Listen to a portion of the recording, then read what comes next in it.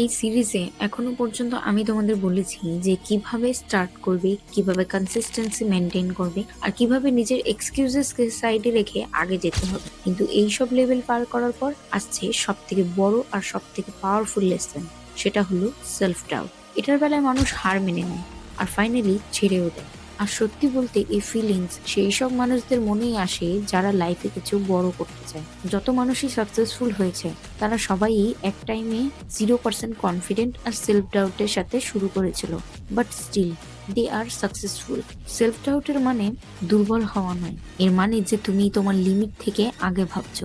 Self doubt যদি একটা limit পর্যন্ত হয় তো ইট ইজ গুড, কিন্তু যদি এক্সট্রিম লেভেলে হয় তাহলে সেটা ডেঞ্জারাস। আর এক্সট্রিম সেলফ ডাউটকে রিমুভ করার সব থেকে প্রথম উপায় হলো ডেইলি অ্যাকশন নেওয়া। যদিও ছোটই হোক না কেন, তোমার ফিলিংস হবে আজকে আমি একটা কিছু করেছি। দ্বিতীয় উপায় হলো stop comparing your self with anyone, কারণ প্রত্যেকেরই একটা নিজস্ব জার্নি রয়েছে, নিজের প্রবলেম রয়েছে, নিজস্ব সিচুয়েশন রয়েছে, নিজের স্বপ্ন রয়েছে, নিজস্ব স্ট্রাগল রয়েছে। তো নিজেকে কারোর সঙ্গে তুলনা করো না, আর নিজেকে কারো থেকে ছোট মনে করো না।